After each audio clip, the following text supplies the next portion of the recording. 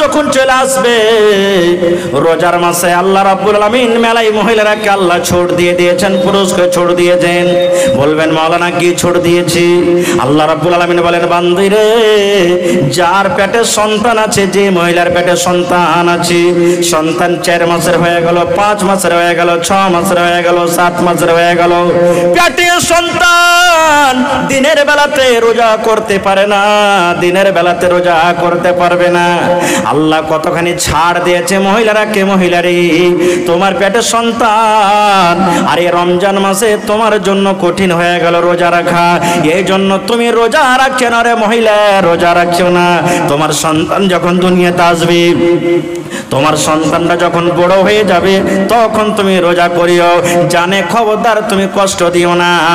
তারপরে রাসূল বলেছেন, আল্লাহ বলেন, বান্দিরে, তোমার পেটে ছোট বাচ্চা আছে, 2 মাসের, 3 মাসের, 4 মাসের ছোট বাচ্চা আছে, মা যদি খায় বাচ্চা খেতে পাবে, আর মা যদি খেতে না পায় বাচ্চা খেতে পাবে না।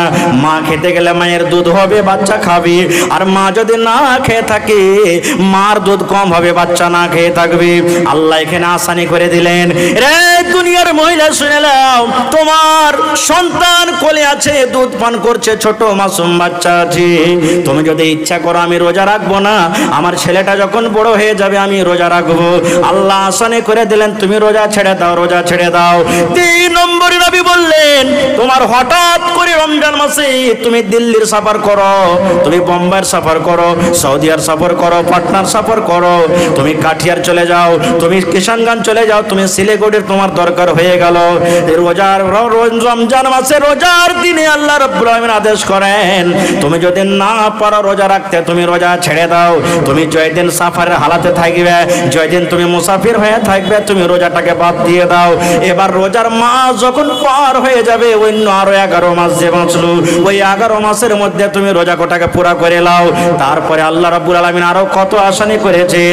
রোজার মাসে বেমারি হালাত হয়ে গেল, রোজার মাসে বেমার হয়ে গেল, রোজা রাখতে পারে না, রমজান মাসে বেমার হয়েছে, আরে রোজা রাখার শক্তি নাই।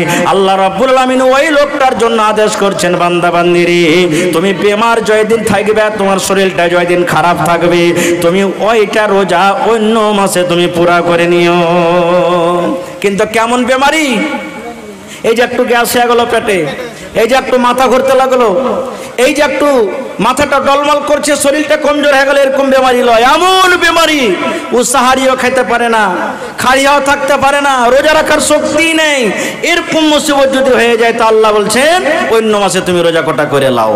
তো ভাই আমার, তাহলে শরীয়ত একটা এমন জিনিস, রাসূল বলেছেন যে আমি আল্লাহ তাবারক ওয়া তাআলা আমাকে যতদূর আদেশ করেছেন, আমি উম্মতকে যত কাজ করতে বললাম, সেভাবে যদি আমার উম্মতরা করে, তাহলে কিয়ামতের দিন সে আমলটা কাজে আসবে, না হলে সে আমলটা শেষ হয়ে যাবে, বরবাদ হয়ে যাবে, সে আমলটা নষ্ট হয়ে যাবে। যদি কোনো মানুষ আল্লাহ এবং আল্লাহ রাসূলের থেকে বেশি করতে চায় নেকি মনে করে, তাহলে আমলটা কিন্তু নষ্ট হয়ে যাবে। ভাই আমার, বলার অনেক কথা আছে, অনেক হাদিস কোরআন আছে, কিন্তু রাত হতে চলছে। আমার পর আরো একজন মাওলানা আছেন, এটা হলো আল্লাহর ঘর মসজিদ। আল্লাহ তাবারাক ওয়া তাআলা রাসূল 1400 বছর আগে বলে দিয়েছেন, মামবানা লিল্লাহি মসজিদান বানাল্লাহু লাহু বাইতান ফিল জান্নাহ। আজ আমি আপনি 50 লাখ টাকাতে বাড়ি বানিয়ে দেব, ঘর বানিয়ে দেব, কিন্তু সেই ঘরের কথা আল্লাহ বলেনি। আমি দিল্লিতে ফ্লাইট কিনে নিলাম, সেই ফ্লাইটের কথা আল্লাহ বলেননি, আল্লাহ রাসূল বলেননি। আল্লাহ রাসূল বলেছেন, উম্মত রে, তোমরা যদি আল্লাহর এখন ঘর, আল্লাহর একটা ইবাদতখানা বান্দেগি, আল্লাহ যদি ইবাদতখানা মসজিদ তোমরা যদি তৈরি করে দাও আল্লাহকে খুশি করার জন্য, মসজিদ তুমি তৈরি করে দিয়েছো, ইট দিয়ে দিয়েছো, গেটটি দিয়ে দিয়েছো, জমিন দিয়ে দিয়েছো, সিমেন্ট দিয়ে দিয়েছো, টাকা দিয়ে দিয়েছো, মিস্ত্রি দিয়ে দিয়েছো, আল্লাহ রাসূল বলেছেন, উম্মত বানাল্লাহু লাহু বাইতান ফিল জান্নাহ, দুনিয়াতে আল্লাহর ঘর তুমি বানাবে, আল্লাহ রাব্বুল আলামিন তোমার জন্য জান্নাতের ভিতরে ঘর বানাবে। নারে তাকবীর। এটা বিশ্বাস হয়েছে যে দুনিয়াতে ঘর বানাবো, তো আল্লাহ কিয়ামতের দিন ঘর বানাবে, বিশ্বাস হয়েছে। আমাকে গ্রামে তো হাজী সাহেব একটা ছিলেন, আল্লাহ দুনিয়া থেকে নিয়ে নিয়েছেন, চলে গেছেন, কবরবাসী হয়ে গেছেন, আল্লাহ জান্নাত দেখ, পড়ুন আল্লাহুম্মা আমিন। একটা হাজী সাহেব বেঁচে আছেন, আপনার ধরেন চিড়িয়াখাতে, আর আমার মৌলানা মাজারুল হক সাহেব আছেন, সৌদিয়ে দেখে এসেছেন, আর সবাই জানছেন এই কথাটা।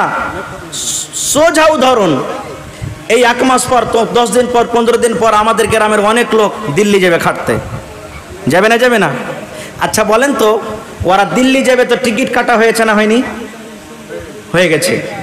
এবার যখনই টিকিট কেটেছে তখন হাতে হাতে কোন ট্রেনে যাবে, ট্রেন নম্বর কতটি, কত টাইমে যাবে, কোন জায়গা থেকে যাবে, কত টাইমে ঢুকবে, সিট নম্বর কতটি বুক হয়েছে না হয়নি? হয়ে গেছে। এবার এই জিনিসটা বুঝে দেখেন বন্ধুরে, মানুষের জ্ঞান বুদ্ধি দেখেন, দোকান থেকে, মোবাইল থেকে, কম্পিউটারওয়ালার কাছ থেকে, এখান থেকে বসে বসে যদি ট্রেন বুক করতে পারে, কত নম্বরে, কত তারিখে যাব, কত সিট নম্বরে যাব, এখান থেকে যদি বুক হইতে পারে, তাহলে যে আল্লাহর নবী 1400 বছর আগে এলান করে দিয়েছেন, উম্মত দুনিয়াতে তুমি যদি ঘর বানিয়ে দাও আল্লাহর, আল্লাহ রাব্বুল আলামিন কিয়ামতের দিন জান্নাতের ভিতরে তোমার ঘর বানিয়ে দিবে। তাইলে বলেন এই কথার উপরে আমাদের বিশ্বাস আছে না নাই? আছে, আছে। তা ভাই আমার, মসজিদ বানাবে কে? কোন লোকেরা মসজিদ বানাবে? ওরে সুবহানাল্লাহ, আল্লাহ এটাও বড় কথা বলে দিয়েছেন। আজ যদি কোনো গায়ের মুসলিম ভাই আমার এসে বলে, মৌলানা আপনারা 500, 1000, 2000, 5000 করে চান্দা লিয়েন না, আজ আপনার মসজিদে 30 লাখ খরচা হবে, আমি 30 লাখ টাকার চেক কেটে আপনাকে দিয়ে দিলাম, মসজিদ বানিয়ে দেন। আমার আল্লাহ কোরআনে বলছেন, আরে পিছলাটোলার গ্রামের মানুষেরা তোমরা শুনে নাও, ইন্নামা ইয়ামুরু মাসাজিদাল্লাহি মান আমানা বিল্লাহ। আল্লাহ বলছেন মসজিদ বানাবে ওই যে একমাত্র আল্লাহকে বলে স্বীকার করেছে, এক আল্লাহ বলে স্বীকার করেছে, বিশ্বাস করেছে। আল্লাহর ছেলে নাই, আল্লাহর মেয়ে নাই, আল্লাহর বাবা নাই, আল্লাহর বেটা নাই, আল্লাহর বেটি নাই, আল্লাহর ভাই নাই, এক আল্লাহ বলে বিশ্বাস করেছে, ওই লোকেরা মসজিদ বানাবে। এরে মুসলমান, তুমি গরিব মানুষ, রিক্সা চালিয়ে খাও, তুমি মজদুরি করে খাও, বিজনেস করে খাও, তোমার 1 টাকার যতক্ষণ আমার কাছে দাম আছে রে, যারা আমাকে এক আল্লাহ বলে মানে না, তার 30 লাখ টাকার আমার কাছে কোনো দাম নাই। আল্লাহ বলেন তোমার 1 লাখ টাকাতে আমি রাজি হয়ে যাব, খুশি হয়ে যাব, কিন্তু যারা আমাকে মানে না, যারা আমাকে চিনে না, জানে না, যারা কালেমা পড়েনি, তারা যদি 30 লক্ষ টাকা, 1 করোড় টাকা মসজিদে দান করে দেয়, আল্লাহ বলেন তাদের টাকাতে আমি আল্লাহ রাজি হব না। তাহলে বলেন মুসলমান, আপনাদের নসিব কত ভালো, ভাগ্য ভালো কত, আমরা এক আল্লাহকে মাননেওয়ালা, আমরা এক আল্লাহকে বিশ্বাস করি, আমরা এক আল্লাহকে বুঝনেওয়ালা, এক আল্লাহ তাবারাক ওয়া তাআলার ইবাদত বন্দেগি করনেওয়ালা, এক আল্লাহকে আমরা ডাকনেওয়ালা, সেই এক আল্লাহ তাবারাক ওয়া তাআলার বান্দা আমরা। ভাই আবার তাইলে আসেন, লেট না করে আজকে আপনারা আসেন আগে বেড়ে, আর বলেন মাওলানা আমি 1 কুইন্টাল রডের দাম দিয়ে দিলাম, কেউ বলেন আমি 1 কুইন্টাল ছড়ের দাম দিয়ে দিলাম, কেউ 150 বালুর দাম দিয়ে দিলাম, কেউ আমি 1 গাড়ি গেটটি দিয়ে দিলাম, কেউ 1000 ইটের দাম দিয়ে দিলাম। ওরে সুবহানাল্লাহ, কত কত জালসাতে আমরা গেলাম, সুবহানাল্লাহ। এই যে আপনাদের প্রতিবেশী গ্রাম, এই যে বানসরে গত বছর জালসা হয়েছে, এবারও জালসা আছে। ওই বানসরের একটা লোক বোম্বাইতে খাটে, মনে হয় সেলাইয়ের কাম করে, ফোন করে বলছেন স্টেট থেকে মাওলানা আমি ফোনে মানে ফোন পে দেওয়ারাতে মোবাইলে আমি 1 লাখ টাকা পাঠিয়ে দিলাম, 1 লাখ টাকা মসজিদের জন্য দান করে দিলাম। ওরে সুবহানাল্লাহ, কত জায়গাতে মসজিদের জন্য জালসা হয়, কত লোক বলেন মাওলানা ছাপ্পিটাতে যত সিমেন্ট লাগবে আমি একাই দিয়ে দিব, কত লোক বলে মাওলানা যত রড লাগবে আমি একাই দিয়ে দিব, কত জায়গাতে আছে মাওলানা যত ভালো লাগবে আমি একাই দিয়ে দিব, কত জায়গাতে আছে মাওলানা সেটিং খরচা যত লাগবে আমি একাই দিয়ে দিব। ওরে সুবহানাল্লাহ, দুনিয়াতে এমন আল্লাহ রাসূল অফার ছেড়ে গেছেন, দুনিয়াতে তুমি যদি মসজিদ বানিয়ে দাও, মসজিদে জমিন দিয়ে দাও, মসজিদে ইট দিয়ে দাও, মসজিদে তুমি সাহায্য করো, মসজিদে ভাগীদারি হয়ে যাও, রাসূল বলেছেন বানাল্লাহু লাহু বাইতান ফিল জান্নাহ, তোমার জন্য আল্লাহ রাব্বুল আলামিন জান্নাতের ভিতরে এখন ঘর বানিয়ে দিবেন। নারে তাকবীর।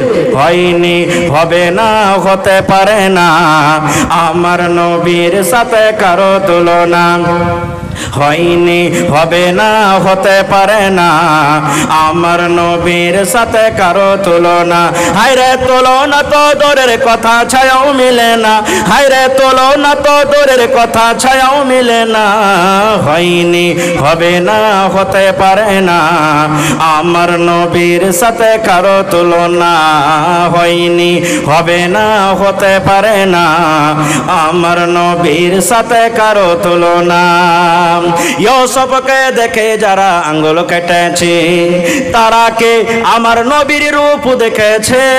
সুবহানাল্লাহ। মুসলিম শরীফের হাদিস। ইউসুফ নবীকে আল্লাহ আধখানি সূরা দান করেছেন, আর আধখানি সূরা দুনিয়ার সব লোককে দিয়েছেন। তো লোকটা কত সুন্দর হইতে পারে। আজ একটা মোবাইলে একটা সুন্দর বেটি ছেলেকে দেখে আমরা পাগল হয়ে যাই, কত সুন্দর রে। আর ইউসুফ নবীকে আল্লাহ আধখানি সূরা দিয়েছে, কত সুন্দর হইতে পারে।